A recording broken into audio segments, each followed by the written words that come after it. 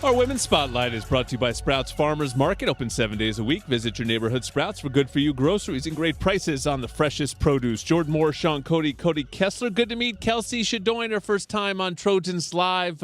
Relatively new to the Trojan family here as the head coach of USC Women's Rowing. Welcome, Coach. What brought you to USC? Ultimately, what do you see in this program that excites you? Man, it's like, why would I not have come here, honestly? I think for me, one of the most important things in terms of head coaching opportunities is it's really important for me to be able to recruit from a place of authenticity. And it's like at a place like SC, how can you not sell like the academics, the athletic department, moving to the Big Ten, and on top of that, as a rowing coach, the water that we row on, having the support staff, the administrators that we have here, and then on top of that, for a rowing coach to be in Southern California and be able to row year round, like it checks all of the boxes, and like there's no reason not to be here, I think. Well, that's my question right there, Coach. You talk about the water. What water are we using? Where is this water at? I know there's an ocean here, but I don't think you're rowing there. Where we at? Yeah, man, we're out on the Port of LA. All right. So we're out there with barges, with tugboats, with cruise ships, but I think that we have some of the best water in Southern California, if not like the whole West Coast. So you can go, this is a rowing coach's dream, to be able to go like 12K straight without spinning and just get good volume in, good training in, and it's a wide waterway. And the great thing is all the mariners out on the waterway, they're really respectful. So we've gotten to know some of them, and we can talk to them ahead of time and be like, okay, we're going to run a workout here, and we know that the water is going to be clear. So it's like, yeah, we're out there with, container ships like hundreds, I don't know if it's hundreds of feet, it feels like hundreds of feet high, and it's great water, so lucky to be out there. Coach, first year here at USC, what does the foundation and the culture look like that you want to establish here at USC for years to come? Yeah, I mean, the culture walking into it is, I think that this culture, there's such a Trojan family culture on this team. Like the athletes on the rowing team care so deeply about one another, and it's not uncommon for freshmen and seniors to be close. Like there's no divisions. That was one thing that was really repeated over and over again when I spoke with the athletes when I first got here, is we all care about one another. We love one another. Freshmen and seniors are friends. That's not weird, which is amazing. So as a first-time head coach, stepping into that kind of culture is pretty exciting. I think the next evolution of that culture is really leaning into the competitive side of it. And okay, we love one another, and because we love one another, I'm gonna give you a really hard time at practice because I want to make your life difficult at practice so that it's easier on race day, right?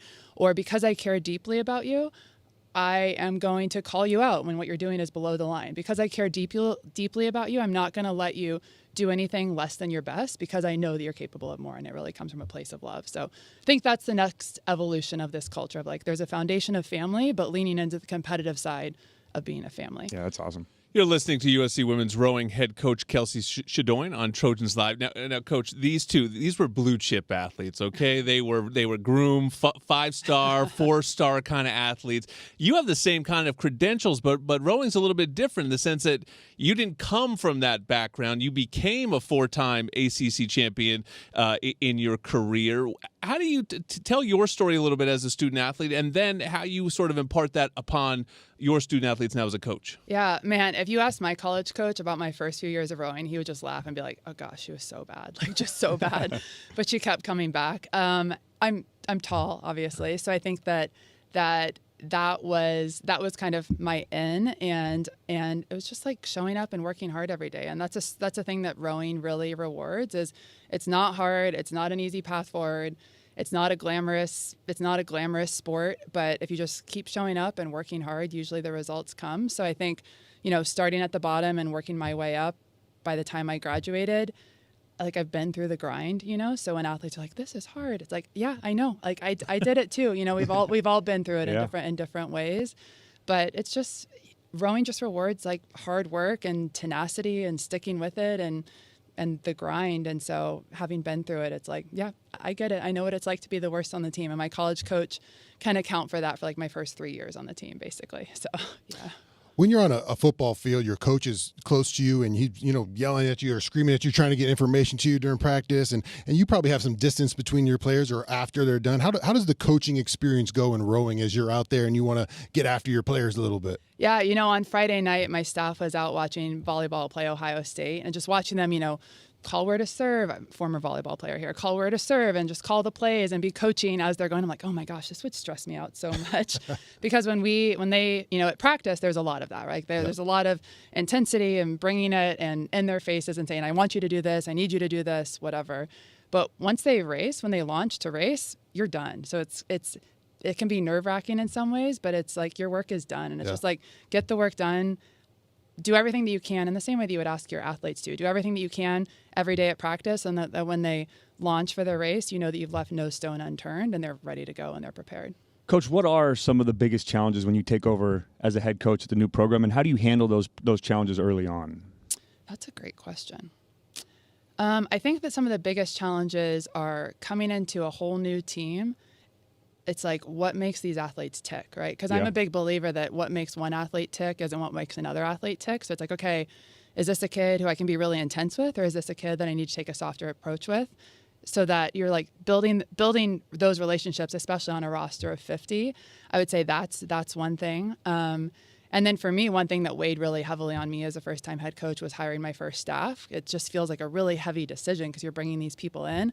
And man, I love my staff, like Allison Foster, Jake Power, and Larkin Brown. And we have an intern, Isaac Connolly, who's working with us. And they've just been amazing and so supportive and bringing energy. So I would say getting to know the athletes and then hiring the staff as a first-time head coach, those were like the two biggest hurdles. But we're getting there, getting to know the athletes, and my staff has been amazing. Is there an ideal body type for rowing? If you were to decide between these two here, would you like the big and burly athlete, or are we looking for lean and long? I think I'd go with a quarterback. Oh, I'm sorry. There it is. Why? Can we get a quick answer as to why? No, don't apologize. Don't be sorry. Don't be sorry. Okay, I can love totally. You don't see these wings back here, Coach? Okay, I can. Okay, the reason is, I think that rowing requires a little more finesse, and it just requires a little more finesse. You're right instead there, of because I power. have no finesse in my game. And Don't having let the long sleeve fool you though. I got I could take Sean on. and there, I coached high school boys, and the soccer players, the baseball players, they just adapted a little bit better than I don't know what position you played, but then like you the could guess linebacker, then the bigger, stronger guys who looked like they were always like bracing to be hit, like you just have to be a little bit more relaxed and finesse. We're trying to row the boat, not sink the boat, Sean. Yeah, you guys can come out and row sometime. Sean had that, or Jordan had that one. What's the shortest event? Because I think that's my event. I'm just You're a sprinter? Yeah. The next event is the Head of the Charles in Boston. That's coming up on October 21. The Women of Troy will also take on Stanford soon, early on in the season, the Port of Los Angeles. So go to USCTrojans.com and you can get the full rowing schedule. Thank you so much to Coach Kelsie Chaudoin. Welcome to the Trojan family. Our football roundtable is next on Trojans Live.